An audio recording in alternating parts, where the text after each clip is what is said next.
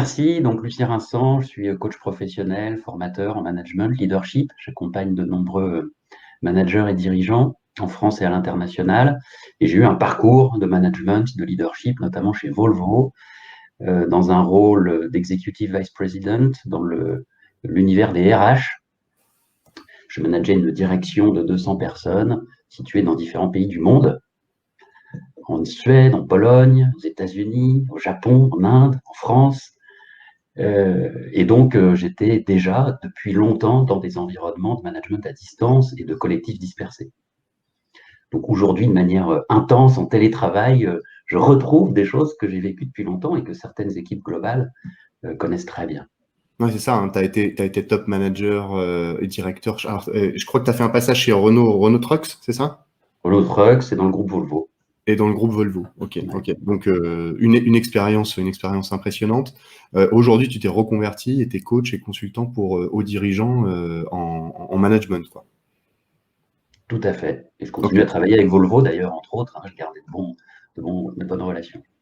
Bah, il faut, ouais. J'en profite pour me présenter rapidement. Nous, chez TeamBuilder, enfin, moi, je suis Aurélien, je suis cofondateur de la société TeamBuilder.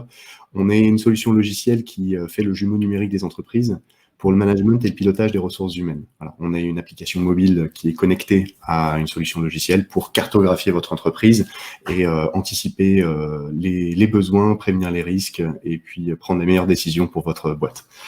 On y reviendra un petit peu plus tard dans l'instant promo à la toute fin du webinaire. Sans transition, la question aujourd'hui à laquelle on va répondre, globale, c'est comment améliorer son management à distance. Et je suis hyper content d'accueillir Lucien aujourd'hui parce qu'on va répondre à deux sujets capitaux. Un, le défi du one-to-one, enfin du 1 à 1 en travail, avec deux enjeux du 1 à 1. Et dans la préparation de ce webinaire, on s'est dit avec Lucien, ce qui serait hyper bien, c'est d'avoir des cas pratiques et de voir aussi des astuces et des tips et des choses que vous pouvez directement appliquer même pendant ce webinaire, enfin à la fin dès que le webinaire sera fini. Donc n'hésitez pas à prendre un bloc-notes à côté, noter les choses, parce qu'il y a des trucs qui vont peut-être vous servir si vous êtes amené à manager ou que vous managez déjà des équipes. Et puis, on mettra aussi en avant les différentes postures que toi, tu conseilles à tes clients pour gagner en leadership auprès des équipes, que ce soit en présentiel ou en distanciel. Ouais, tout à fait. Ouais, on aura à la fois du concret, comme tu dis, et puis en même temps aussi un peu de prise de recul, de hauteur de vue pour bien appréhender sa posture managériale dans ce contexte. Et si je peux dire un petit mot là Bien sûr. d'introduction en lien avec ce sommaire, je pense qu'il est bien aussi de se redire, mais c'était quoi l'environnement de travail avant? Ce qu'on appelle le présentiel. Et le présentiel, la norme, dans la plupart des organisations, c'était notamment l'open space. C'était un symbole de ce que c'était que le travail en présentiel. Et l'open space, il est fondé sur quoi? Il est fondé sur deux grands principes. Un principe de présence managériale permanente. On a souvent le manager qui est dans l'open space avec l'équipe ou dans une pocket, un box plus ou moins vitré avec un regard sur l'espace de travail. Et donc, on a un espace de travail présentiel qui favorise le micro-management. Le manager est tout le temps présent au quotidien, il suit, il réagit, il échange des regards. Et donc, il y a un ajustement permanent entre le collaborateur et le manager. Et puis, l'open space, il est fondé sur un autre principe qui est le contrôle social. Je suis sous le regard des autres en permanence, quoi. Et donc, ça guide mon comportement. Mmh. Et là, le télétravail, il nous amène à une autre perception de l'espace physique de travail. L'open space n'est plus là. Et donc, des éléments clés comme le micromanagement et le contrôle social disparaissent. Ils ne peuvent Et plus c'est un s'exercer. gros, ouais, et c'est un gros changement pour nous parce que c'est ce qu'on a appris dès l'école, quoi. Hein. La salle de classe, bon, ça ressemble un peu à un open space, quoi. Ouais, clairement. Ok, le décor est planté. Ouais, c'est vrai que la Ouais, digitalisation de ça a entraîné beaucoup de choses. ouais. Euh, Et juste pour faire le lien avec le one-to-one, c'est là où je voulais en venir, c'est que du coup, ça veut nécessairement dire une plus grande autonomie, une plus grande liberté d'organisation pour les collaborateurs. Mais ça veut dire aussi que le point de rendez-vous entre le manager et le collaborateur devient crucial. Il est plus permanent, informel, indirect, etc. Et donc ce one-to-one, je pense qu'il faut le voir dans ce cadre-là. Ok, ça marche. Donc, bah, je te laisse enchaîner du coup. Le défi du one-to-one en télétravail, quel est-il, Lucien? Le défi du one-to-one, je pense, il est notamment, si on refait le lien avec le présentiel. Déjà, un one-to-one, c'est quoi? C'est un Alors, exemple. one-to-one, ouais, tu as raison, qu'est-ce que c'est qu'un J'imagine que one-to-one? l'audience, il y a quand même, il y a quand même pas mal de gens qui sont dans les RH, management, etc. Mais pour ceux qui ne savent pas ce que c'est un one-to-one, voilà, Ouais, ouais, ouais. un entretien un à un, un face-to-face, quoi. Oui, après, ça peut être en audio, simple, hein, sans la webcam, sans le visuel. Mais en tout cas, on est deux, là, en l'occurrence, le manager, le collaborateur. Ok. Dans un... Alors, est-ce que c'est un entretien individuel, tu vois? Dès avant le télétravail, je me souviens que les DRH parlaient de la mort de l'entretien individuel, dans le sens où cet exercice formel, annuel, bon, garde sa nécessité, son obligation de toute façon, mais n'est pas un acte managérial du quotidien. Hmm. Et il y a besoin de cet acte managérial du quotidien, de ce point de rendez-vous, de ce one-to-one. Et dans le distanciel, encore plus, comme on le disait. Euh, et alors, il y a un enjeu clé qui est de retrouver de l'information, des signes. Parce que à distance, la première chose qu'on perd, c'est des éléments contextuels, des signes d'information. Tu vois, l'affichage, la manière dont les gens se déplacent, leur posture, leur attitude, un échange de regards, un sourire. Et comme ça, on se synchronise en permanence, quoi.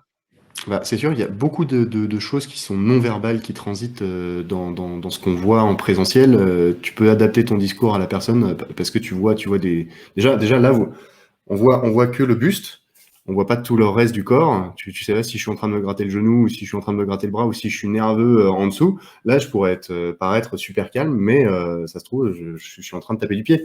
Et ça, c'est des choses que tu peux pas voir en télétravail, quoi. C'est ça, tout le non-verbal et puis tout ce qu'on appelle les éléments contextuels. Et, et, euh, et oui, alors comme tu dis, du coup, on manque d'informations peut-être pour adapter son discours, mais encore plus pour choisir ses actes managériaux. Qu'est-ce Ah que je oui, fais oui. là, maintenant, avec quelle personne? De quoi a-t-elle besoin?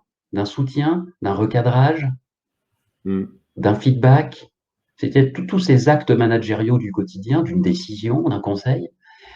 Si je perds en information, il y a de grandes chances que je perde en qualité de prise de décision. Ouais, c'est sûr que tu peux Donc, plus voir tes un collaborateurs enjeu, ouais. en arrivant le matin, quoi. Et donc, un enjeu clé, c'est de reconstruire ce qu'on appelle son pouvoir de perception. Ok. Alors, bon, on pourrait l'évoquer sous tout un tas d'angles. Il n'y a pas que le one-to-one, mais il y a le one-to-one. C'est un élément clé pour le manager, dans un temps privilégié avec un collaborateur, d'exercer son pouvoir de perception. Ok. Et donc, c'est pour ça que là, on avait parlé ensemble, notamment de la posture d'écoute active. Parce que si ce temps synchrone, qui est quand même précieux, quoi, hein, dans les agendas là, d'équipes dispersées de télétravail, tout le monde est à droite, à gauche, et finalement, ce temps que l'on a synchrone, live, collaborateur, manager, il est précieux. Mm. Il est précieux. Et alors, du coup, si en tant que manager, j'en fais un pur suivi d'activité, quelque part, c'est pas inutile, bien sûr, mais c'est un peu une occasion manquée. Un suivi d'activité, on peut le faire en asynchrone, hein, on a tous les outils qu'il faut pour mettre du commentaire, pour interagir, etc. Euh, mais ce temps synchrone précieux, je pense que sa vraie vertu pour le manager, c'est de se mettre en posture d'écoute active et d'augmenter son pouvoir de perception. Où en est le collaborateur? Comment il se sent? Quels sont ses défis? Quelles Mm. sont ses envies? De quoi il a besoin, etc., quoi.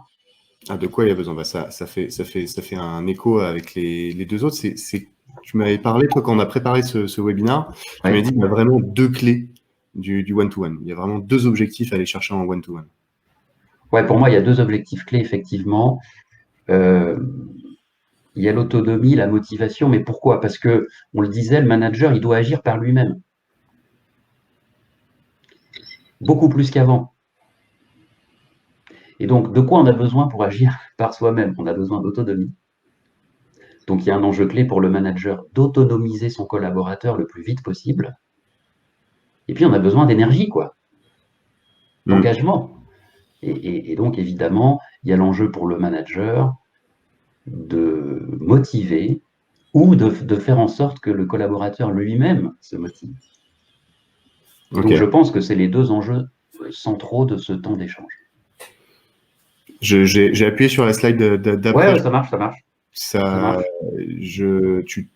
on rentrait dans le détail sur l'autonomie. Toi, tu m'avais dit, il y a trois référentiels dans l'autonomie. Tu vas développer l'autonomie fonctionnelle, relationnelle et organisationnelle de ton collaborateur. Et quand on a discuté, enfin, pour ceux qui nous écoutent, qu'est-ce que ça veut dire? Ouais, je pense qu'il faut bien penser l'autonomie au sens large. En général, quand on pense autonomie, on pense autonomie fonctionnelle, c'est-à-dire l'expertise métier du collaborateur. Ok. Voilà, est-ce qu'il connaît son job, sa fiche de poste, ses objectifs, ses livrables, ses partenaires, le process, le mode opératoire, tout ce que tu veux, quoi. Hmm. Alors ça reste présent, évidemment, comme avant. Est-ce que le collaborateur a bien cette autonomie fonctionnelle? Mais surtout, comme moi, manager, je ne peux pas micromanager, plutôt, manager à distance, je ne peux pas micromanager. Ouais. Est-ce que je donne bien la latitude décisionnelle nécessaire à mon collaborateur? Et s'il ne l'a pas encore, comment je l'accompagne au plus vite vers cette latitude décisionnelle liée à son métier? Donc ça, c'est l'autonomie fonctionnelle. Et puis, il y a l'autonomie relationnelle. Euh, le collaborateur est mis au défi de la relation à distance. Pour Hmm. certains, c'est plus difficile qu'en présentiel. Ouais, tout à fait. Mais Et à l'inverse, d'autres sont beaucoup plus confortables avec le distanciel. ouais, tout à fait. Il y a eu des articles sur la revanche des introvertis, par exemple, Ouais. qui avaient parfois du mal à prendre le lead, prendre la parole dans les temps collectifs en présentiel, et qui là, de par la place de la communication asynchrone, arrivent à plus faire valoir leurs qualités réflexives, de prise de recul, de formalisation de leurs pensées, quoi. Donc pour certains, plus que pour d'autres, il y a ce défi de l'autonomie relationnelle à distance. Entrer en contact, demander de l'aide, etc., quoi, hein, tous les éléments Ouais. relationnels du quotidien. Mais s'il n'y a pas de La relation, philosophie, c'est que tu pousses tes collaborateurs à aller chercher des relations avec d'autres collaborateurs. Tu vas les pousser à aller se rencontrer avec d'autres personnes, d'autres services ou même de leur équipe. ce qu'on constate dans beaucoup d'équipes en télétravail, dans beaucoup d'équipes dispersées, c'est que le collaborateur en télétravail se ressent sur un lien principal qui est le lien avec son manager. Ouais. Après, dans certaines équipes, il y a des systèmes de binomage, de tutorat, donc d'autres liens se créent, et c'est très bien. Mais dans beaucoup, il y a un appauvrissement. Des liens entre les gens, tu veux dire? Exactement. Or, c'est un enjeu crucial, quoi. Un appauvrissement ou une sélection, du coup? Bah, si tu peux avoir une sélection, c'est-à-dire les gens vont se tourner vers un lien fort avec lequel ils sont à l'aise ou qui est ritualisé, et puis du coup, ça va conduire à un appauvrissement. Je ne vais Mhm. pas me créer de nouvelles relations, je ne vais pas confronter mon point de vue avec d'autres personnes, etc., quoi. Donc, qui sont ces collaborateurs dans mon équipe qui ont besoin de renforcer leur autonomie relationnelle? Ça, je crois que c'est clé pour le manager. Et comment je Mhm. peux les aider ensuite à aller à la rencontre des autres à distance? Et organisationnel, du coup, c'est quoi? Et ben, organisationnel, c'est ben, le collaborateur, il est chez lui, il faut qu'il s'organise tout seul. Il Ah, faut qu'il ok. organise son quotidien. Il faut qu'il se lève, qu'il choisisse la séquence par laquelle il va commencer. Il faut qu'il trouve l'équilibre entre sa vie privée et sa vie pro, Mhm. qu'il priorise et qu'il repriorise. Et tout le monde n'a pas la même capacité organisationnelle, ce qu'on appelle parfois l'efficacité personnelle, en fait, hein, ou le self-management, comme on dit aussi. Ouais, et t'as des gens qui ont des facilités à suivre des process et à suivre une liste de tâches, d'autres qui sont plus un petit peu libres sur ça. Je pense que il y a un des triggers, c'est l'attention. L'attention que tu peux porter à ton travail. Après, ça n'a rien à voir avec ta performance. Tu peux être très très efficace pendant 1 heure et puis ne pas arriver à être constant pendant 6 heures. Et à l'inverse, et être inverse pour une autre personnalité. Donc c'est aussi important, mais on y reviendra un petit peu après. C'est dans la posture, c'est aussi de comprendre qui t'as en face de toi pour adapter ta posture. Du coup. Je passe. Alors ça, c'est des tips. Voilà, ça c'est des questions où quand tu es en one-to-one, toi tu m'as dit, ça c'est des questions qui sont bien à poser à ton collaborateur pour favoriser son autonomie. Ouais, parce que qu'est-ce que c'est que l'autonomie, quoi? L'autonomie, c'est enfin, en tout cas, l'autonomisation par le manager, c'est l'apprentissage. Hmm. Et pour qu'il y ait apprentissage, qu'est-ce qu'il faut? Il faut d'abord qu'il y ait accord sur les objectifs. Donc, on se met d'accord sur ce que tu vas faire en autonomie pour gagner en autonomie. Donc, il y a contractualisation. On est bien d'accord, voilà ce que tu vas faire. Après, il y a laisser faire, sinon il n'y a pas Hmm. autonomie, donc il n'y a pas micromanagement. Et puis ensuite, il y a apprentissage. Et l'apprentissage, c'est quoi? C'est évaluation et redéfinition du plan d'action pour continuer d'apprendre. Mhm. Donc l'autonomie, hein, ça va avec la responsabilité et ça va avec l'évaluation. Hein. Mais elle intervient a posteriori, Moi, contrairement au micromanagement. j'aime bien cette question, comment tu as envie que je te manage? Et du Avec... coup, voilà, tu as, plein de questions que tu peux poser. Alors, comment tu as envie que je te manage déjà? Comment tu aimerais qu'on fasse ensemble pour que tu puisses progresser en autonomie sur cette tâche, cette mission, cet objectif? Hmm. Ouais, c'est vraiment, Et, vraiment impliquer le collaborateur sur exactement. On le pas responsabilise. Ouais, descendant. ouais. Hmm. Comment je peux t'aider au mieux? Quelles sont les postures qui te permettent à toi d'expérimenter, d'oser, d'aller plus loin, de chercher? Et Ouais, puis, ok. bien sûr, ensuite, il y a cette culture du briefing-débriefing, en fait. Le one-to-one, c'est à la fois un briefing pour la suite et puis un débriefing de ce qui s'est passé. Donc, on va poser des questions. Bah, que retires-tu de cette expérience? Comment as-tu assumé cette tâche, cette mission? Quelles leçons tu en retires? Quelle est ta synthèse? Qu'est-ce qui t'amènerait un pas plus loin? Et là, je travaille avec une boîte où ils ont un rituel. Leur one-to-one, ils l'appellent le stop and grow. Au lieu du stop and go, stop and grow. Donc, arrête-toi et grandis et apprends. Ok. Ouais, pas Et mal. c'est hyper intéressant. Et ils ont deux curseurs. Quand ils débriefent sur les tâches, les missions, il y en a un, c'est alors, vis-à-vis de cette autonomisation-là, sur cette tâche particulière, sur une échelle de 0 à 10, t'en es où? Ok. Donc la personne est obligée de se prononcer, de réfléchir. Et puis ensuite, si elle dit 7, par exemple, qu'est-ce qui t'amènerait un pas plus loin? Donc un 8. D'accord, donc c'est en gros, tu demandes à la personne, est-ce que tu es en difficulté, en développement, en performance ou en surperformance? Ça revient à ça, en fait, de se noter d'une échelle de 0 à 10. Ouais, tout à fait. Et donc, quelle est ta performance sur cette tâche? Et ensuite, qu'est-ce qui te permettrait d'aller plus loin? Ou de passer en surperformance, quoi, là-dessus. Oui, en tout cas, d'aller vers le numéro 10, qui serait la finalité contractualisée entre le collaborateur et son manager. D'accord, ça c'est à l'oral, ça, c'est pas en digital. On est d'accord. Ouais, enfin, tu peux, après, tu peux faire les deux. Hein. C'est intéressant, je note. Ouais. Mais du coup, enfin, si tu veux, si le manager veut autonomiser, il faut un peu renverser la posture que l'on a souvent, où finalement le manager définit l'objectif, donne conseil et donne les ressources. Hmm. Non, t'en es où? C'est quoi ta prochaine étape? De quoi tu as besoin? Ok, Et puis on refait un débriefing dans notre prochain one-to-one. ok, ok. Et pour la motivation, alors tu m'as dit, c'était pour aider le collaborateur à trouver ses propres leviers de motivation. Toujours dans cette autonomie, tu as aussi de l'autonomie dans la motivation. Bah Et là, ouais. tu m'as sorti plein d'exemples. Donc, il y a comment tu te sens, comment ça s'est passé, qu'est-ce qui te motiverait encore plus, de quoi tu aurais besoin, ce que tu aimes faire, c'est quoi, ça représente combien de pourcents de ton temps de travail sur la semaine, telle tâche, etc. Et du coup, vraiment, ça, euh, quel- c'est des exemples clés qu'on peut utiliser comme ça directement en entretien et qui fonctionnent. Toi, tu as des bons retours là-dessus. Je pense. C'est ce que j'ai pratiqué et c'est une bonne pratique du management à distance. Euh, la personne est en autonomie, en télétravail, il faut qu'elle trouve son énergie en elle-même, quoi. Le manager va pas être tout le temps là, à côté d'elle, en train de lui taper sur l'épaule et lui dire, allez, vas-y, go! Ouais. Et une fois de temps en temps, ça marche. Ça marche pas trop non plus, quoi. Peut-être aussi. Les discours motivationnels, là, tu t'y crois à ça, toi? Donc, bah, je pense que c'est intéressant de temps en temps, ça fait partie De temps en de temps. rituels, si tu veux. Ouais. Mais dans les environnements complexes, incertains, distanciels, l'enjeu, c'est que chaque personne trouve ses propres ressources de motivation. Hmm. Et donc, le manager, là, prend une posture de coach et aide la personne à trouver. Non, mais toi, qu'est-ce qui te motive dans ton quotidien?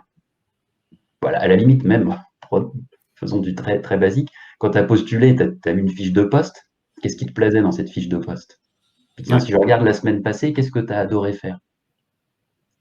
Qu'est-ce que tu as détesté faire? Alors évidemment, si ce qu'elle a adoré faire, c'est 5% de sa semaine précédente et ce qu'elle a détesté faire, c'est 30, il y a un problème, quoi. Ouais, il y a un problème, ouais. Ouais. J'ai une question de Wafa. Comment rebooster un collaborateur démotivé? Alors je pense que déjà, on peut lui demander. Lui demander quoi? Eh ben, lui demander d'abord en quoi tu es démotivé, quoi. Ok. Et puis même le questionner. Enfin, tu me dis que tu es démotivé, qu'est-ce que tu ressens réellement? Parce que ça veut dire quoi démotivé? Tu vois, il y en a, ils vont dire, ah mais j'en peux plus parce que ce collègue là, franchement, encore une fois, il ne m'envoie pas les éléments. C'est horrible, quoi. Voilà. Alors s'il nous répond ça, c'est pas la même chose que s'il nous répond, bah, je sais plus quelles sont nos finalités, quoi. Je vois bien là, suite à ce changement stratégique, que on priorise pas de la même manière, mais j'ai perdu le cap. Et donc, je n'arrive plus à trouver de l'élan là pour me dire, oui, je vais par là. Donc, je pense qu'il y a besoin d'abord de questionner qu'est-ce que c'est que cette démotivation. Donc, on retrouve la posture d'écoute active. Alors déjà, là, on va trouver des pistes, hein. Ouais. Je pense que lui, la Vraiment, personne. vraiment. Déjà poser la question, enfin, la question exacte, c'était quoi? C'était qu'est-ce que démotivé pour toi ou en quoi tu es démotivé? Oui, bah, quand tu me dis que tu es démotivé, qu'est-ce que tu veux dire réellement? D'accord. Et si je te dis, par exemple, si on fait les deux cas, là, les deux cas que tu as employés, par exemple, je suis démotivé parce que j'ai un collègue qui me met un frein. Qu'est-ce que tu dis à ça? On continue. On continue à questionner, écoute active. C'est quoi ce frein? Ça s'est passé quand la dernière fois? Quelles sont les conséquences? Qu'est-ce que tu attends de ton collègue? Qu'est-ce que tu as déjà mis en place vis-à-vis de ce collègue pour améliorer cette situation? Mhm. Qu'est-ce que tu pourrais faire d'autre? Mais toi, comment tu aimerais que ça se passe? Ok. Ok, sympa. Et parce que plus tu vas immédiatement vers le conseil en tant que manager, plus il y a de chances que, un, tu tombes à côté, Ouais. Faut et vraiment que, sonder, quoi. Faut poser des questions, ouais, pose des questions. et que deux, Reformule aussi. ouais, Je pense que la reformulation est très importante quoi, pour vraiment comprendre ce qui va pas. Et c'est du coaching. Guillaume Pitouezé, bonjour. C'est du ouais, coaching. c'est ça, tout à fait, tout à fait. Si tu ne fais pas ça, tu risques de tomber à côté, et puis tu n'autonomises pas la personne. Hmm. Et donc, ce type de questionnement, on peut le retrouver sur tout ce qui concerne la motivation. Ok. Avec certaines personnes, ça dépend des gens, mais certains, on peut leur demander clairement. Bon, J'ai bah, une, dis-moi, qu'est-ce qui te motiverait? excuse-moi, je te coupe. J'ai une question sur comment faire comprendre à un manager que la démotivation provient de lui-même. C'est-à-dire en tant que collaborateur. Ouais, en tant que collaborateur, comment tu fais pour annoncer à ton manager que c'est lui le souci? Ouais, bah oui, non, mais c'est hyper important. Et je pense que dans ce cas-là, il ne faut pas hésiter à lui dire. C'est compliqué, hein? Ouais, c'est compliqué. Alors, euh, alors évidemment, il y a deux cas de figure. Il y a un cas marginal, mais qui arrive quand même. Si j'ai un manager toxique qui me veut du mal, ça va être compliqué, hein, dans ces cas-là. Ce que les psychologues du travail nous conseillent, c'est plutôt la fuite, hein. On est d'accord? L'alerte et la fuite. Mais dans la plupart des cas, on n'est pas dans du management toxique. On a un manager qui peut-être veut bien faire, mais est débordé, peut-être manque d'outils, n'a pas été formé, etc., quoi. Donc, quelque part, si on l'informe, on va l'aider à assumer son rôle. Ça, c'est un des problèmes que je rencontre chez mes clients, chez mes prospects. Je me rends compte de plus en plus que tu as des boîtes, tu as des gens qui prennent des postes de manager ou qui sont dans des boîtes. Et aujourd'hui, bah, ce qu'on entend, le mot, les scale-up, c'est des boîtes qui passent de 50 à 300 collaborateurs en quelques mois. Ouais. Des personnes qui, à la base, étaient rentrées dans la société, qui sortaient d'école, se retrouvent propulsées à des postes de management où ils doivent encadrer une dizaine, quinzaine de personnes. Et ils ont aucune formation de manager. Et donc, du coup, la boîte, elle est en réaction à ça et elle n'anticipe pas du tout. Et du coup, il y a un gros souci de comment je forme mes managers pour bah, leur permettre de manager des équipes. Manager 2 personnes, déjà, c'est déjà pas mal, mais passer à 15 personnes quand tu as 24 ans et que tu sors d'école, c'est même impensable. Enfin, je veux dire, t'as même pas le recul, quoi, sur ce truc-là. T'en as qui sont nés pour ça. J'ai vu des meilleurs managers de 24 ans que d'autres de 50 ans hein, aussi. Hein. Ouais, tu peux. Bah, ouais, c'est sûr. Ouais, je veux dire, voilà, c'est un truc que j'ai remarqué là en ce moment, c'est sur ce type de structure en particulier. Les boîtes qui sont avec une inertie un petit peu plus longue, ils n'ont pas ce genre de problème parce qu'ils ont le temps de se structurer. Mais c'est vraiment pour ces boîtes-là qui ont du mal à se structurer. Il y a un peu de coaching de manager à faire, je pense, à ce niveau-là. Je pense. Et pour répondre plus concrètement à la question qui était posée, on va utiliser les outils classiques du feedback et on va faire ce qu'il est conseillé de faire, manager son manager. C'est-à-dire, on va exprimer ses attentes auprès de son manager. Donc, on utilise les outils classiques du feedback. Hein, il y en a plein. Il y a le fameux DESC, DESC, qu'on retrouve dans beaucoup d'organisations. Il y a OSBD, il y en a d'autres. Mais l'idée, c'est, je suis factuel. Écoute, tu m'as confié cette tâche. Ensuite, on dit ce qu'on en pense. Là pour moi, c'est pas clair. Quoi. Du coup, j'ai du mal à prioriser. Quel est le niveau de qualité que tu attends réellement sur cette tâche et ensuite, on demande. J'ai besoin que tu me donnes davantage de clarification. Mais ça, on peut le faire sur tous les sujets. Je prends l'exemple d'un objectif, mais ça peut être d'autres choses. Okay. Donc, les techniques du feedback sont clés pour manager son manager et sont clés à distance puisque le partage d'informations s'appauvrit à distance. On le disait, il y a un manque de signes, etc. Donc, si on n'a pas une culture du feedback dans l'équipe, c'est-à-dire une habitude collective de se donner et de recevoir du feedback, eh bien, on perd énormément d'informations et du coup, on perd en intelligence collective. C'est ce qu'on appelle Là, tu parles du feedback 360, c'est-à-dire que tu demandes l'avis des collaborateurs sur les autres collaborateurs ou c'est pas du tout ça? Non, je parle du feedback du quotidien. D'accord. Okay. C'est-à-dire la posture sollicitée du feedback. Oui, mais toi, qu'est-ce que tu en penses? Tu parles toujours dans le one-to-one, là. Oui, mais après, cette culture-là, elle a intérêt à diffuser dans toute l'équipe et à valoir aussi dans les temps collectifs, quoi, hein, les ateliers, les réunions, les retours d'expérience. Ok. Les enjeux clés du manager, tu me parlais quand on a préparé, tu me disais, ben voilà, l'idée c'est vraiment d'adapter ses postures aux situations et à ses collaborateurs pour passer de cet état de manager et progressivement aller vers ce statut de leader. Ouais, gagner en leadership, quoi. Ouais. Voilà. Et comment fait-on ça? Ouais, c'est ça. Comment et quel type de leader? Parce qu'on le disait juste précédemment, l'objectif, c'est pas d'être l'image d'Épinal du leader charismatique qui ramène tout le temps sa fraise, quoi. Non, là, on parle d'être manager, mais d'utiliser au quotidien des compétences de leadership.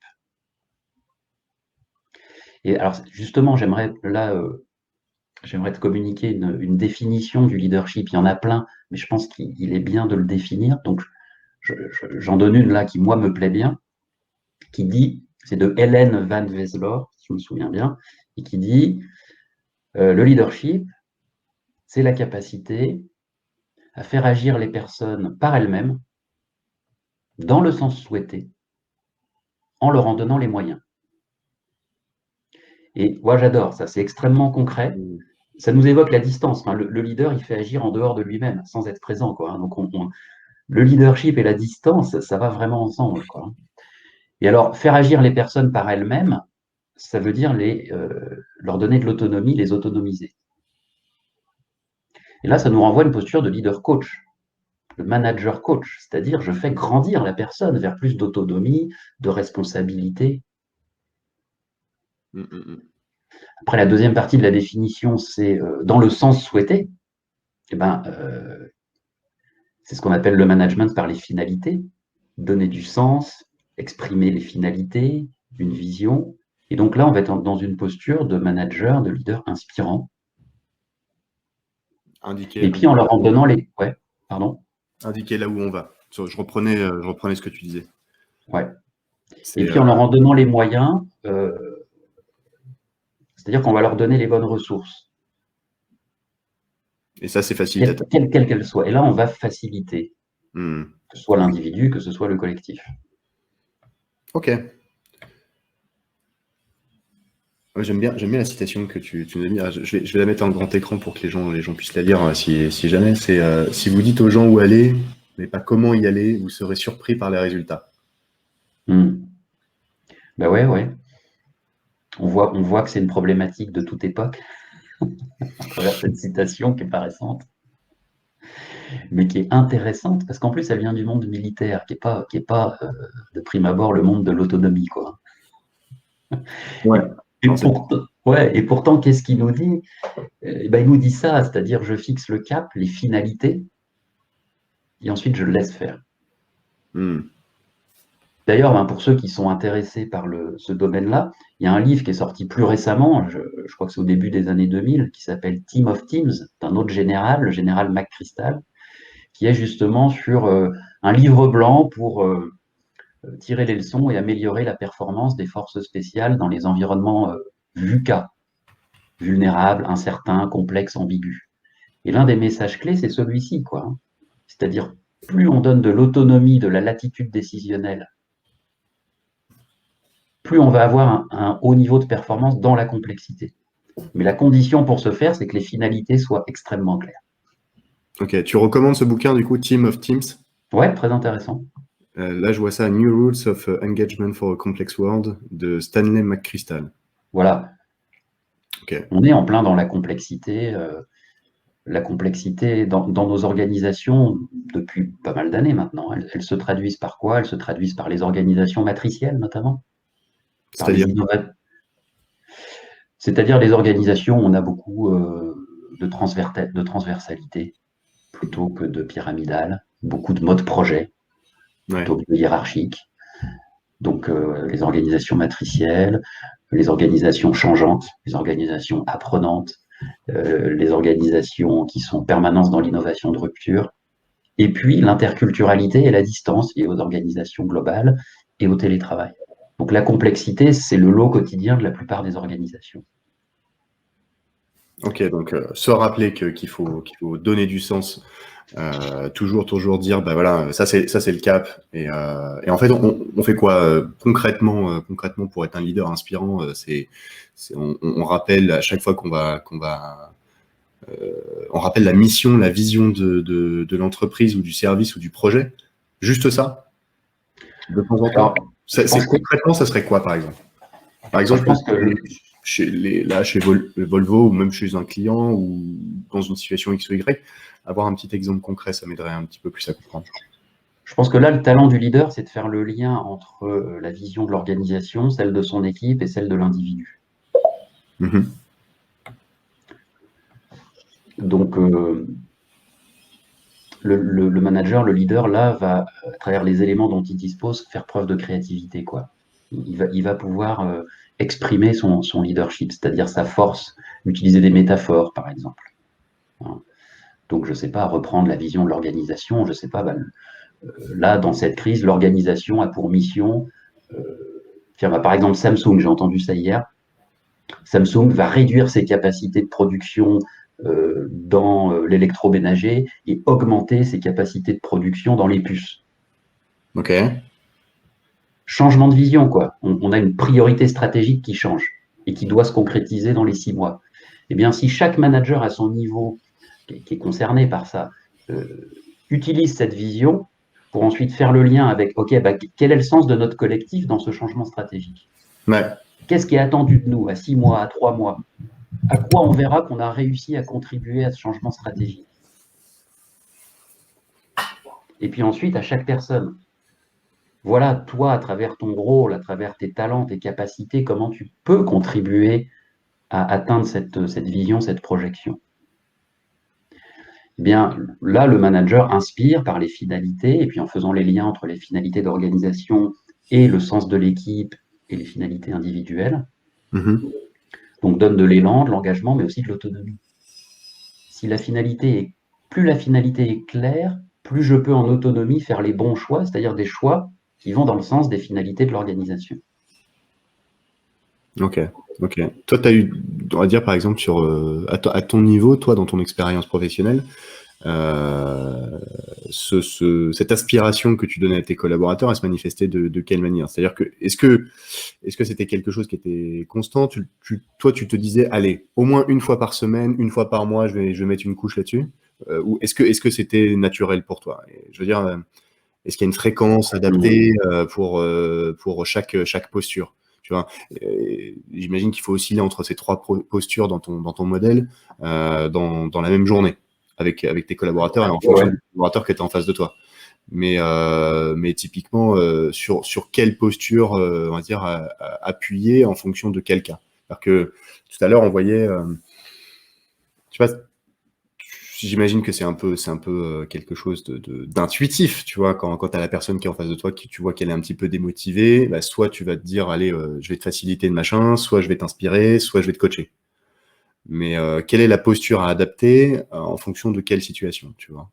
Quand tu te dis, je vais lui faire un rappel sur la vision, c'est dans quel contexte? Oui, non, je pense que ça peut être tout à fait dans un contexte individuel où on va être dans un management situationnel. Je vais m'adapter là à l'instant et à la personne. Et si je vois qu'effectivement cette démotivation vient d'un manque de sens, ou sa non-qualité, ses erreurs viennent d'un sens confus, alors je vais clarifier. Ok. Mais donc ça, c'est dans les entretiens individuels du quotidien, je dirais, les échanges individuels du quotidien. Mais après, je vais poser des questions, ouais. Mais après, la réunion d'équipe, franchement, réunion, c'est pas le bon mot, quoi, parce que après, la réunion, ça évoque la réunionite. Il y a une boîte d'ailleurs, hein, Atlassian, c'est la boîte qui a créé Trello et Jira. Ils ont commencé start-up, ils ont grossi, et puis comme toutes les boîtes qui grossissent, ils ont été mangés par la réunionite. Et un jour, le CEO a décidé que toutes les réunions seraient sur la base du volontariat. C'est-à-dire? C'est-à-dire, tu y vas si tu as envie, si tu n'as pas envie ou si tu es occupé à autre chose, tu n'y vas pas. Okay. Même si c'est ton manager, même si c'est le CEO qui le demande. Et donc, tu vois bien que si tu es dans cet environnement-là, il est nécessaire que l'organisateur de la réunion, pour ce qui nous intéresse, le manager, donne envie aux gens de venir, quoi.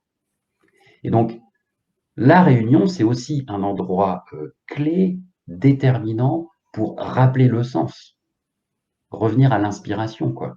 La réunion, c'est un acte de leadership. Pourquoi je vous ai réunis là pendant 1 heure? Pourquoi je vous ai demandé de prioriser à tous 1 heure dans vos calendriers là maintenant? Toi, tu mets t'es favorable à la réunion enfin, j'imagine que toi, tu es très favorable au one-to-one. Quelle est la fréquence des one-to-one avec ton équipe? Parce que ça peut occuper quand même pas mal de ta journée, pas mal de ta semaine. On va dire un one-to-one, si tu as une équipe une dizaine de personnes, ou voire tes managers d'une vingtaine de personnes.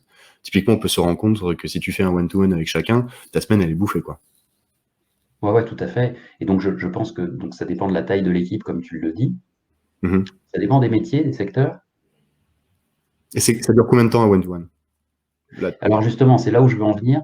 Je pense qu'il peut être bien de se définir en tant que manager un standard quand on met en place ce système de one-to-one. Dire par exemple, je sais pas moi, une demi-heure tous les 15 jours avec tout le monde. Mais je pense que très rapidement, on a intérêt à adapter la fréquence et la durée des one-to-one. Une fois qu'on a instauré le rituel, c'est-à-dire on va demander, bon, t'en penses quoi, la durée de la fréquence de nos one-to-one? Et si je reprends mon expérience, il y en a avec qui on était à 1 heure par mois et d'autres avec qui on était à 2 fois une demi-heure par semaine. Et puis ça peut être temporaire. Je me souviens d'une manager aux États-Unis qui disait non mais là on est en train d'externaliser la paye, en plus j'ai un gros turnover, j'ai besoin qu'on se briefe beaucoup plus régulièrement. Donc je pense qu'il y a l'idée d'avoir un standard en tête, mais de personnaliser. Ok, encore des questions. Donc il n'y a pas pour toi, il n'y a pas de recette secrète, mais une demi-heure quand même, c'est pas 1 heure, quoi. C'est-à-dire qu'une demi-heure, tu as quand même le temps de faire quand même pas mal de choses. À mon avis, plus c'est fréquent, mieux c'est. Et une réunion d'équipe par-dessus ça, tu trouves pas que ça fait trop? Non. D'accord, ok. Non, je pense que c'est nécessaire. C'est nécessaire. Le point individuel, le one-to-one, l'échange individuel est nécessaire. Ok. Après, sa fréquence peut être ajustée. En one-to-one en collectif, là par exemple, sur des points collectifs, tu as des gens qui vont pas oser prendre la parole alors qu'ils t'auraient confié le truc en one-to-one. D'ailleurs, moi j'ai l'impression que, alors il y a plusieurs écoles, j'imagine, sur comment on optimise ses relations avec ses collaborateurs. Est-ce que je fais du one-to-one et une réunion d'équipe, une hebdomadaire, ou toutes les 2 semaines, peu importe, en fonction de ton activité, etc., ça peut changer. Mais moi, j'ai l'impression que quand tu veux faire passer un message à tes collaborateurs, en one-to-one, c'est quand même beaucoup plus simple. Et puis, tu peux aller récupérer plus de feedback et poser des questions. Donc, OK, l'exercice, il prend plus longtemps, mais il est quand même prioritaire par rapport à la réunion d'équipe, selon moi. Voilà. Non, mais je crois qu'il y a deux. C'est vraiment, pour moi, c'est différent. C'est-à-dire, quel est l'enjeu du one-to-one? L'enjeu du one-to-one, pour le manager, c'est de se mettre en posture d'écoute de son collaborateur Mhm. pour voir où il en est en termes d'autonomie et de motivation. OK. Et ensuite faire les bons choix d'actes managériaux.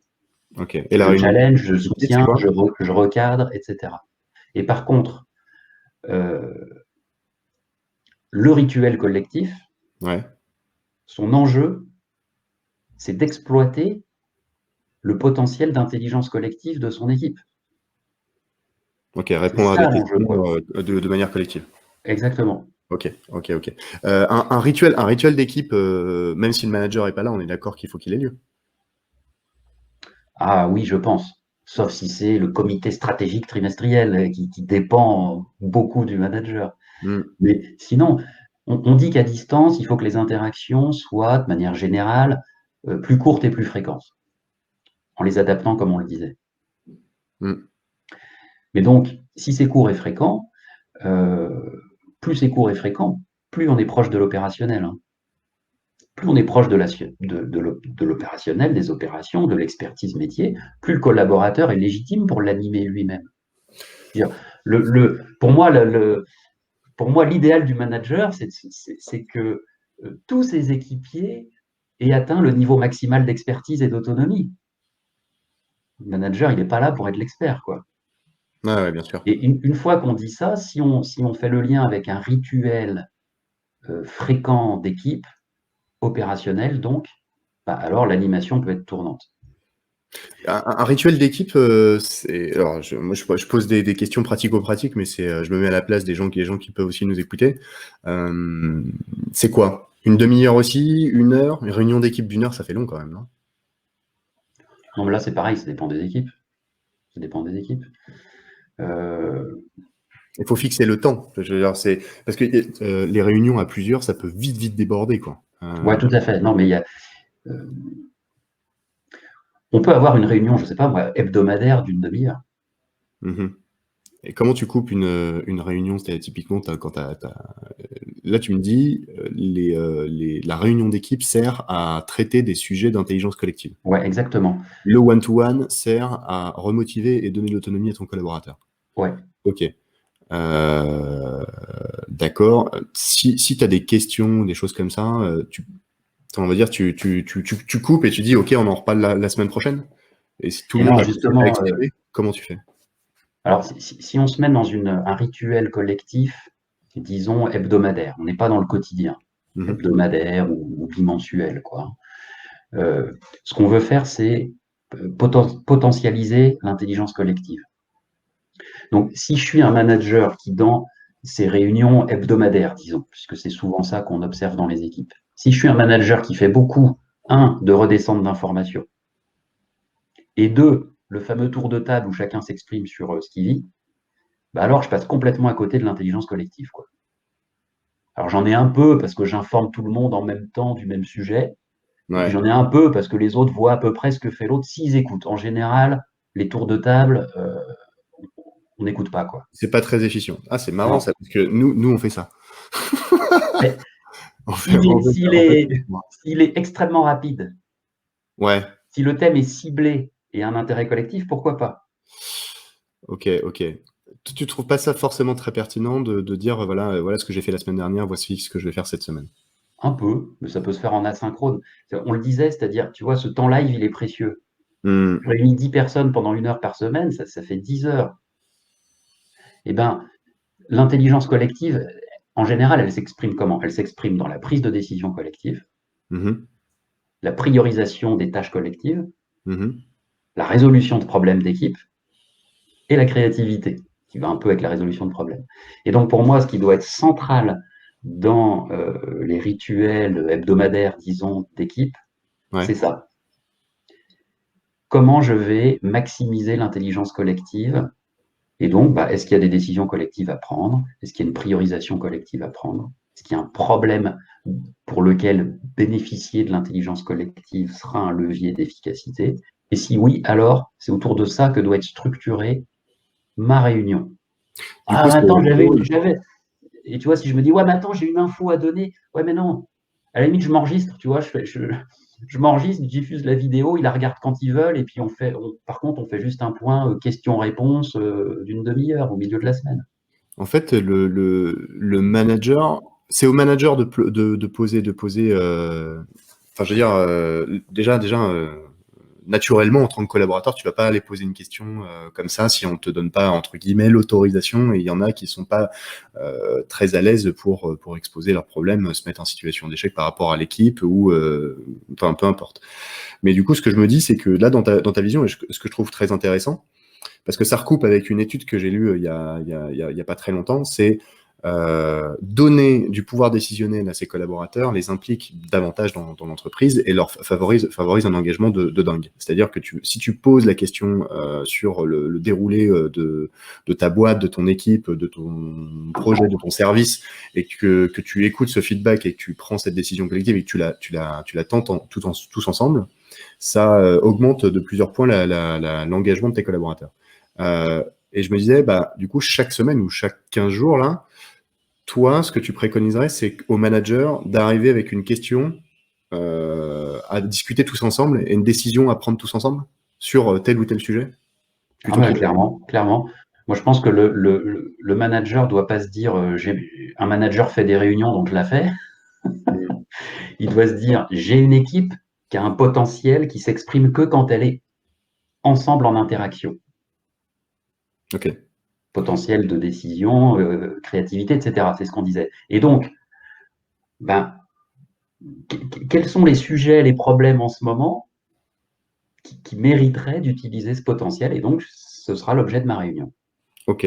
Timekeeper, il est 11h50. Je me permets d'avancer. Ouais, bien sûr. Tu m'avais dit, pour les leaders inspirants, il y a quelques exemples pour introduire. C'était voilà ce qui se passera si, Hmm. voilà à quoi j'aimerais que cela ressemble, patati patata. Et ceux-ci, ce seront les signes du succès. Ouais, c'est ce qu'on évoquait tout à l'heure à travers la projection, les finalités, ce qu'on appelle le management par les finalités. On va donner du sens, on va communiquer une vision, on peut utiliser des métaphores. Ok, Voilà à quoi ça ressemblera, effectivement. Voilà quels seront les signes de succès. Voilà comment vous saurez que. ok, Et ok, puis si on veut, tu parlais de faire contribuer, si on veut, si on a la latitude et qu'on veut engager encore plus, on peut faire construire la vision. Oui, mais vous voyez les choses comment? À quoi il faudrait que ça ressemble pour? ok, ok. Je passe sur leader facilitateur, donc faciliter les rituels à distance, promouvoir Ouais, un espace virtuel d'équipe. Ça, c'était donc l'intelligence collective. Là, on est exactement. dessus. D'accord? C'est-à-dire faciliter, ça veut dire quoi? Ça veut dire faciliter l'émergence de l'intelligence collective. Hmm. Donc toi, tu m'avais dit, la durée et la récurrence dépendent du métier du service. Donc effectivement, faut s'adapter. Il y a pas une seule façon de faire. Définir la récurrence et les trois questions collectivement. Ah oui, d'accord, ok. Qu'est-ce qui s'est passé hier et qui peut impacter nos opérations de la journée? Oui, c'est-à-dire que là, on avait pris l'exemple non plus d'une réunion hebdo, mais du point quotidien. D'accord. Ce que certains appellent le top 5, ça dure 5 minutes. Ah oui, tu m'avais dit, toi, tu faisais ça avec tes équipes. Ouais. Certains appellent ça le stand-up meeting, le daily huddle, il y a plein de noms. Ok. L'idée, c'est que c'est extrêmement court, hein. Si ça dépasse 5 minutes, c'est pas bon, quoi. En gros, Mais c'est l'équipe 5 minutes. c'est l'équipe 5 minutes, ça répond à des besoins purement organisationnels pour la journée. Après, ça dépend des boîtes, hein. Ça peut être tous les 2 jours. Il y en a, ils font ça 3 fois par jour, hein. Quand on est sur des flux de transactions extrêmement élevés ou de Mhm. production dans l'industrie, ce type de points, de briefing, il y en a beaucoup. Et finalement, les questions qu'on se pose sont très opérationnelles, c'est toujours les mêmes, c'est un rituel. Qu'est-ce qui s'est passé hier, si c'est quotidien, qu'il faut savoir pour la journée d'aujourd'hui? Ok. Un problème qui persiste, que sais-je encore, quoi, un effet de bord quelconque. Est-ce qu'il y a d'autres choses dont on a besoin d'être informé pour la journée, la demi-journée ou les 2 jours qui viennent? Une absence, un système bloqué, une rupture euh, de livraison d'un fournisseur, que sais-je encore, quoi, hein. C'est des éléments très opérationnels. Et puis dernière, c'est une question ouverte, quoi. Est-ce qu'il y a des besoins, des problèmes à faire remonter maintenant? Ok. Mais on ne les résout pas dans ce temps-là. Ça ne doit pas dépasser 5 minutes. Ok. On les résout par ailleurs, seulement avec les bonnes personnes. Ok, très clair. Et ça, tu peux le transférer à la semaine, par exemple? Qu'est-ce qui s'est passé cette semaine qui peut impacter nos opérations de la semaine prochaine? Tout à Ainsi de suite. fait, tout à fait. Et alors, dans ce qu'on appelle les méthodes agiles, comme le Mhm. Scrum, le Lean Management, on fonctionne en sprint. Un sprint, c'est une durée qui correspond à un livrable. Alors, si c'est une semaine, eh bien, à la fin de chaque sprint, tu as ce qui est appelé une rétrospective, et c'est exactement ce que tu disais. Qu'est-ce qui s'est passé pendant cette semaine? Et puis, quelles leçons on en retire pour le sprint ou la semaine qui vient? Ok, ok. Hum, alors, j'ai failli fermer la page à la place de passer la slide suivante. Heureusement que c'est pas passé. Le leader coach, du coup, faire grandir ses collaborateurs à distance, valoriser le potentiel de ses collaborateurs.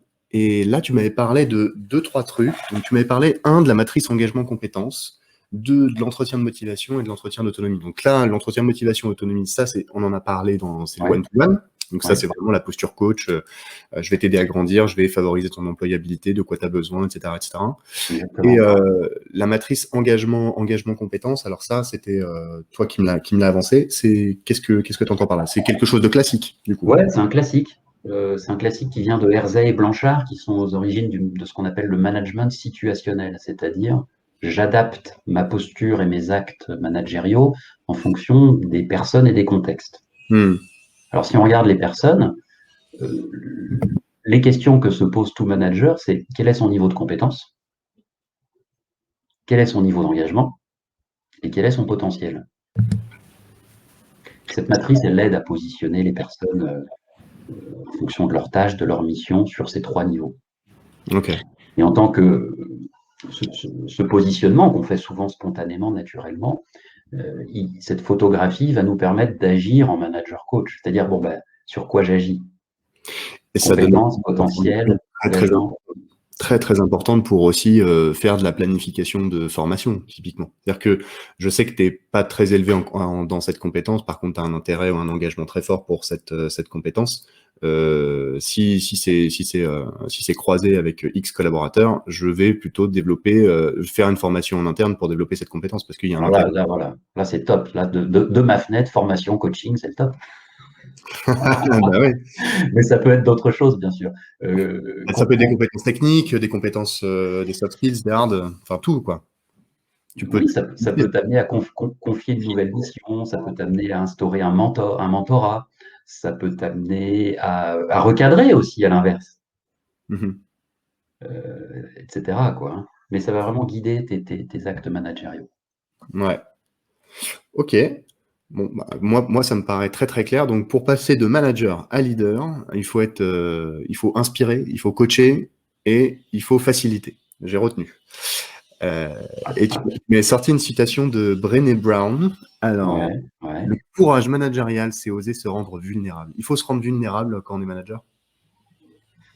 Moi, je pense que c'est une bonne pratique de la vie en général. Hmm. Tu sais, il y a toujours cette image qu'on ressort sans arrêt de la zone de confort. Il faut sortir de sa zone de confort. Ouais, mais ça veut dire quoi concrètement? Ben, ça veut dire aller là où on a peur d'aller. Aller là où on a peur d'aller, c'est bah, se confronter. Euh, Ouais, ok. Donc, par ça veut dire exemple, livrer à sa collaboration. Qu'est-ce que tu entends par là, du coup? par exemple, moi, voilà, je suis un micromanager.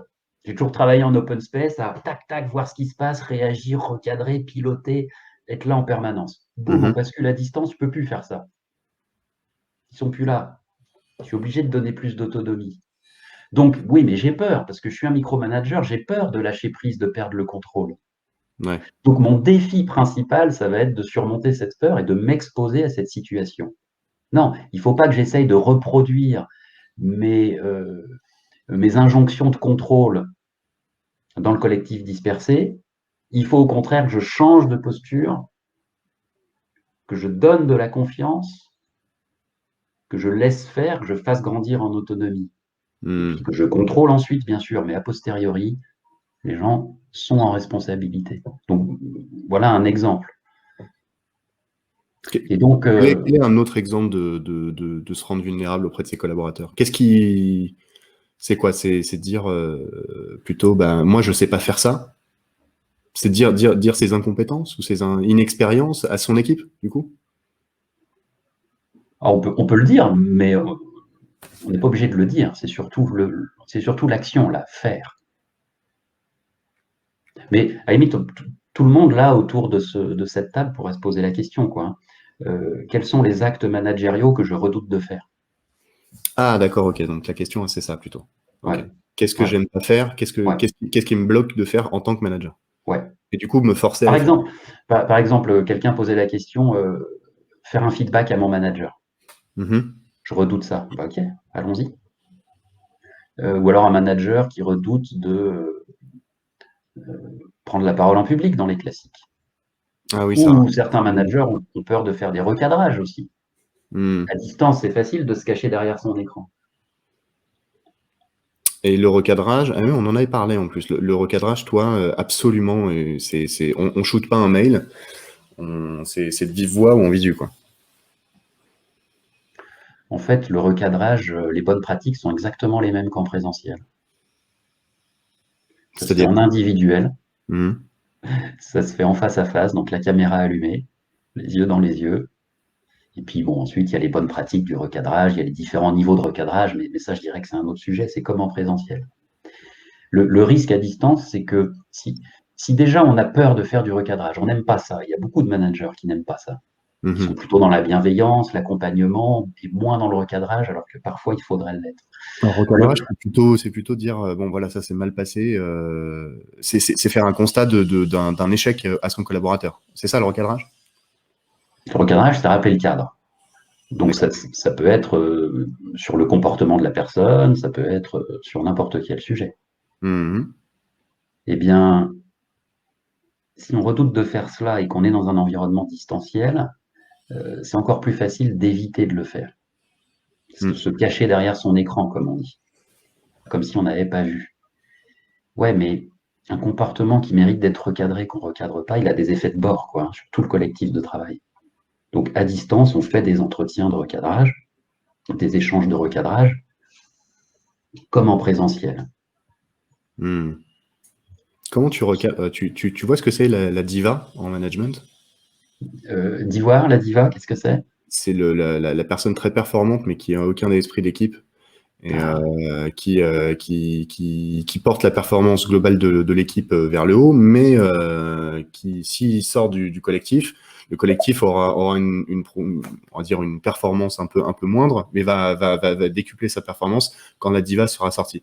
Et identifier une diva et la recadrer pour qu'elle se réintègre au collectif. Enfin, je veux dire, est-ce que tu as déjà entendu parler de ce type de personnalité dans des équipes qui sont délétères? ouais, bien sûr, il y en a. Mais avant de recadrer, on va plutôt coacher. On va faire prendre conscience à la personne de son comportement. Dire, regarde, l'autre fois, tu as fait ça, et du coup, voilà les conséquences. Un tel n'a pas pu s'exprimer, tel autre avait une bonne idée qu'il est venu me dire après, parce qu'il n'osait pas le dire en ta présence, donc que sais-je encore. Donc, on va le faire prendre conscience. Puis après, on va lui dire, OK, moi, j'apprécie ton talent, j'apprécie ta force d'engagement, d'énergie dans l'équipe, mais comment tu peux faire pour que les autres expriment leur potentiel aussi? Donc, on va d'abord coacher, entre guillemets, Hmm. et contractualiser. C'est-à-dire, alors concrètement, comment tu fais là pour notre prochain atelier d'équipe? On Ok. contractualise. Et ensuite, si la personne ne le fait pas à plusieurs reprises, on va recadrer. On a Gany qui nous dit une diva n'aime pas être recadrée. Elle est performante parce qu'elle est hors équipe. Ouais, ouais, ouais, d'accord. Et alors, dans certaines, c'est là aussi que du coup, en tant que manager, vous devez vous questionner sur le sens de votre équipe. On a des équipes qui fonctionnent très bien en individuel, hein. Par exemple, il y a un type d'équipe qui fonctionne à distance depuis très longtemps. Ce sont des équipes de commerciaux, commerciaux itinérants. Ouais. Bon, alors là, autonomie maximale, on se retrouve pour voir le tableau de bord en fin de mois et terminé, quoi. Et Ouais. là, bon, on a une diva géniale, hein, elle fait sa tournée, on la jugera sur pièce à travers son chiffre d'affaires. Mais si j'ai une équipe où, au contraire, son sens, c'est l'intelligence collective, là, la Mhm. diva, c'est un problème, quoi, dans la durée. Bien sûr.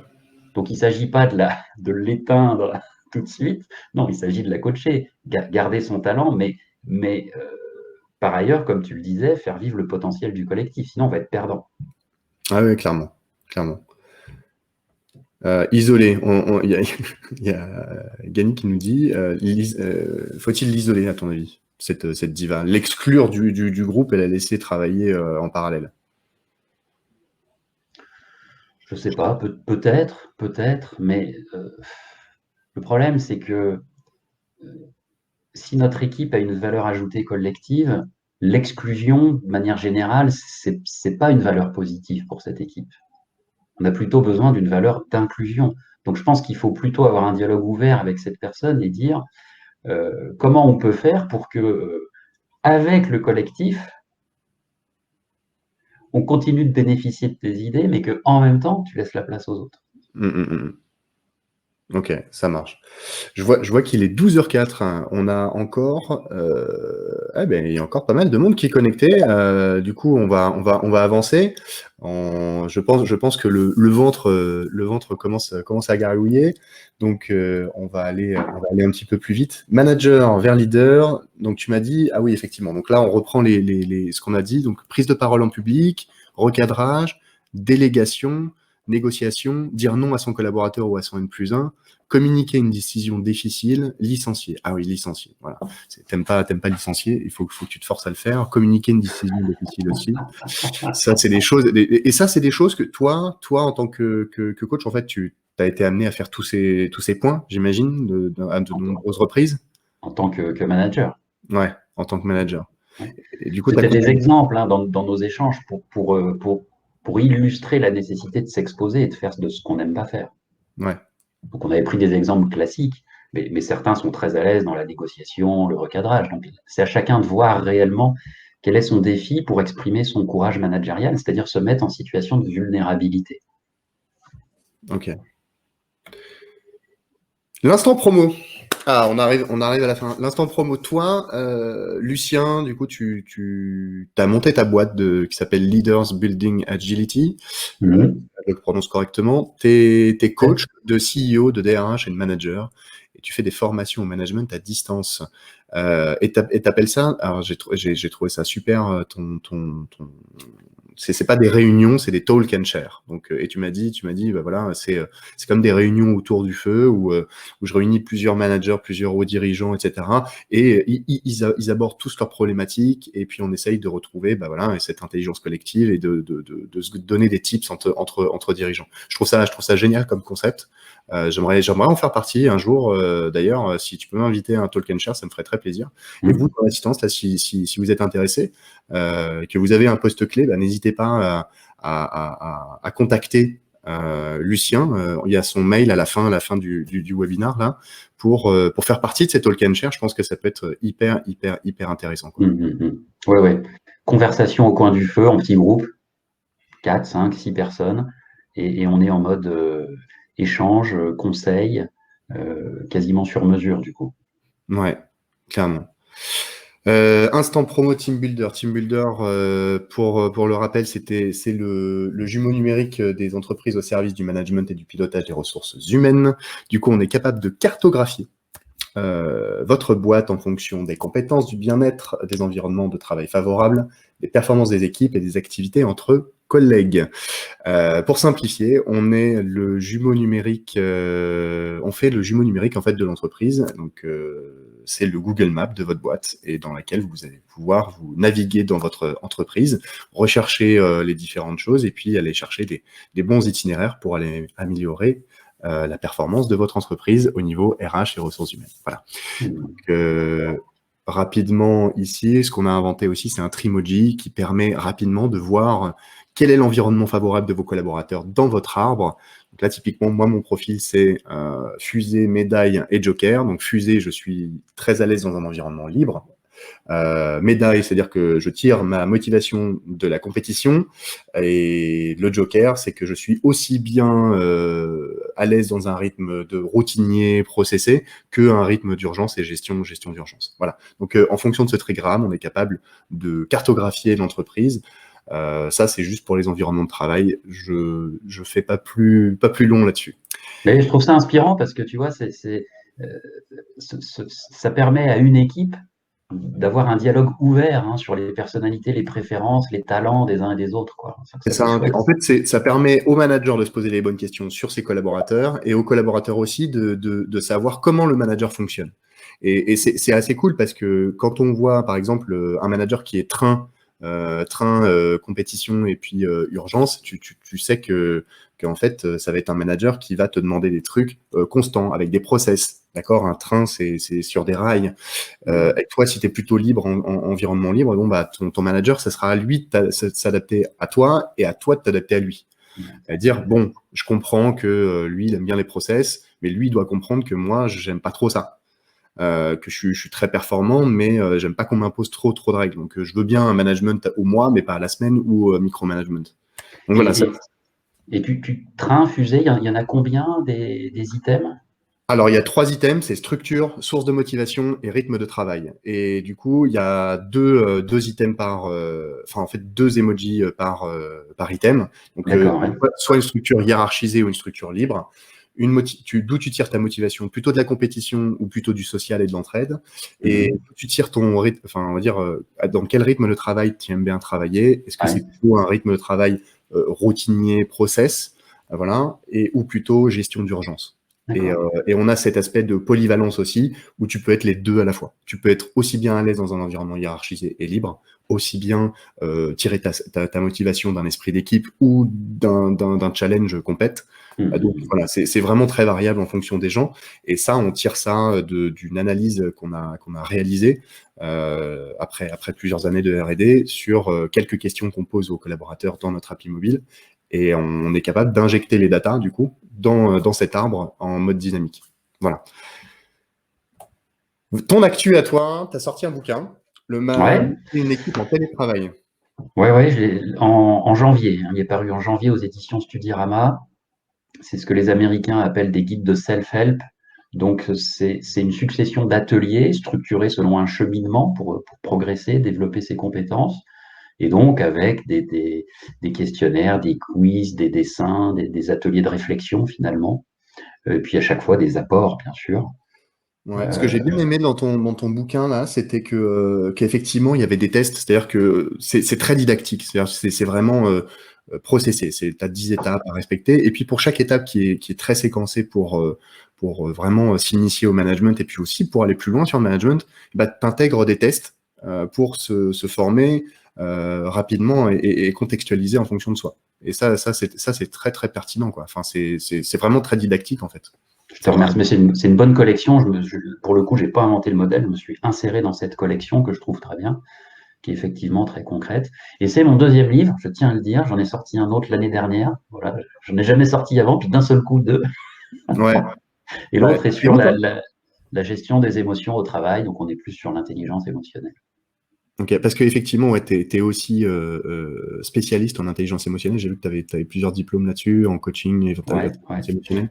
Ouais, Je et pense. pourquoi? Parce que je crois que mon expertise, c'est management, leadership, intelligence émotionnelle. Une fois qu'on connaît les modèles de management, les outils, la boîte à outils, ce sur quoi il nous reste à travailler le plus pendant le plus longtemps, c'est soi-même, quoi, hein.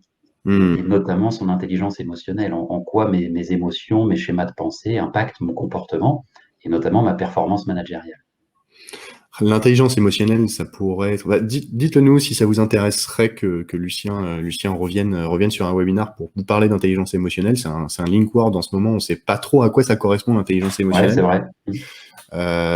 Moi, l'intelligence émotionnelle, rapidement, on en avait parlé aussi. La compréhension que j'en ai, c'est que en fait, on va dire, tes décisions découlent de tes expériences, qui elles-mêmes découlent de tes de tes schémas de pensée. C'est ça? Ah ouais, c'est ça. C'est le triangle de Peck, il me semble. Ouais, alors il y a plein de sources théoriques, hein, mais il y a cette idée que les émotions, nos émotions sont liées à nos schémas de pensée, nos croyances Ouais. et nos comportements. Et donc c'est une porte d'entrée sur nos performances et nos grilles de représentation, nos schémas de pensée, ce que l'on se dit, qui vont impacter notre quotidien, quoi, hein. Si j'ai un schéma de pensée qui est un schéma de perfectionnisme, si j'ai des valeurs qui sont des valeurs de type entraide, enfin tous ces éléments qui viennent de nos expériences de vie et qui font nos schémas de pensée, eh bien, elles vont avoir un impact sur la manière dont on vit les expériences, sur les émotions que l'on ressent dans ces expériences et sur notre performance de manager. Donc, plus on les comprend, mieux on va pouvoir agir dans ses décisions managériales, mais aussi dans la relation avec les autres. Ok. Ok, je pense que ça pourrait être intéressant qu'on en parle sur ce sujet, l'intelligence émotionnelle. Je vois ce truc-là pas mal. J'écoute Clubhouse en ce moment de temps en temps les matins et c'est un sujet qui revient souvent. Je le vois passer aussi dans des fils d'actualité divers et variés. Donc il y a des gens qui se posent des questions sur ce que c'est et j'ai jamais trouvé quelque chose qui était similaire. C'est marrant parce que tout le monde y va de son guise et il n'y a pas de consensus, j'ai l'impression là-dessus. Non, puis c'est un terme à la mode, donc il y a beaucoup de commerce autour de ça. Ça Ouais, peut c'est être bien ça, de c'est un revenir terme aux à la mode, ouais. fondamentaux. Ouais, j'aimerais bien qu'il y ait un truc vraiment très scientifique, tu vois, qui soit placé là-dessus, et puis après on brode par-dessus avec des exemples concrets, ça pourrait être intéressant. Une actualité de notre côté, vendredi prochain, on fait un webinar sur améliorer la performance de son entreprise grâce au no-code. Le no-code, c'est vous n'avez pas de compétences en développement web, et ben du coup, François Voron, qui est le CTO de Be My Desk, sera là vendredi prochain 11h avec nous pour expliquer quels sont les outils, comment on les utilise, et c'est surtout aussi ça pourra servir à votre entreprise parce que typiquement lui il vend cette formation. Alors c'est une formation payante hein, qui vend et qui nous va nous donner accès en fait à nous sur ce webinar de Team Builder et il l'a adapté aux entreprises, au contexte des entreprises. C'est-à-dire que si vous avez ça arrive souvent que des équipes se disent bon bah cette tâche-là c'est rébarbatif, j'aimerais bien l'automatiser. Il y en a qui savent pas coder, par exemple en Excel, en machin, en truc et bidule. Bah, il y a des outils no-code qui existent et qui peuvent vous faire gagner de la performance à l'échelle de votre équipe et de votre entreprise. Et plutôt que d'utiliser du no-code pour monter sa boîte, bah utilisez du no-code en tant qu'employé pour gagner en performance et vous simplifier la tâche en fait au quotidien et faire gagner en perf de votre entreprise. Donc voilà, il y a plein de choses qui seront abordées. Donc vendredi prochain 11h, n'hésitez pas à aller sur les pages LinkedIn, Facebook, Twitter de Team Builder pour aller vous inscrire à ce webinaire. Merci beaucoup, Lucien, d'avoir assisté à ce webinaire. Je te remercie vraiment pour ton temps. C'était plein d'enseignements. J'espère que les gens aussi, enfin j'imagine que les gens ont apprécié aussi. Merci de commenter ça. Ça fait plaisir. Merci David, merci Wafa, merci Gani, voilà pour vos messages.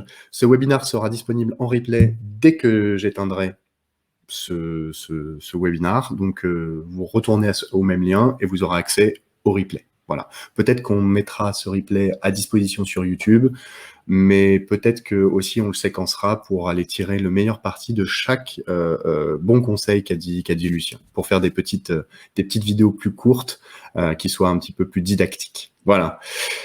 Merci beaucoup Lucien d'avoir été présent. C'était top, vraiment. Merci à toi et à Team Builder. Est-ce que tu as un mot à nous donner pour la fin? Oui. Je dirais qui ose gagne. Ok, super. Voilà. Courage managérial, osons. Courage managérial, osons. Ça marche, c'est le mot de la fin. Je vous souhaite à tous un très bon vendredi, un très bon appétit et un très bon week-end. À plus tard. Ciao.